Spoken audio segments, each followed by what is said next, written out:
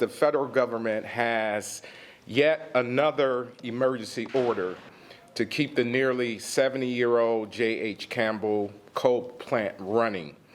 Despite its scheduled retirement and despite the harm it continues to inflict on Michigan families.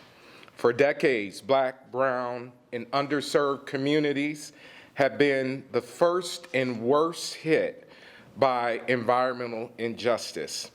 And as we have said many times, when environmental harm is tolerated in frontline communities, it eventually affects every family in our state.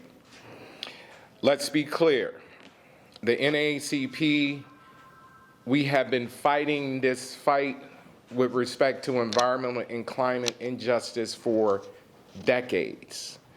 It is truly a civil rights issue. This energy emergency is not based on real grid conditions.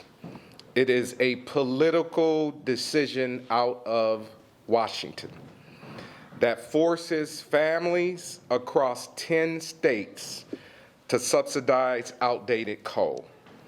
Ratepayers have already paid over $80 million, and we are currently paying more than $615,000 every single day to keep a plant online that should be closed. Overwhelming evidence tells the urgent story of what the climate emergency is doing to our environment.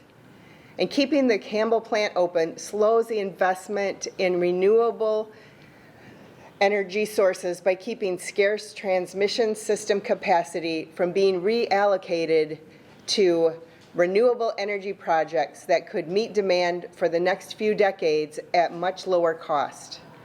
This is par for the course for the Trump administration, as they have worked to abandon any and all attempts to protect the American people from dangerous pollution. Despite the overwhelming science-based evidence and success of pollution standards, EPA Administrator Zeldin's priority is to put polluters first, which will saddle everyone, particularly the most vulnerable among us, with more illness, missed work, and higher costs. By rolling back federal climate protections, they increase toxic pollution from power plants that increase the likelihood of health problems such as asthma, heart failure, and premature death in some instances.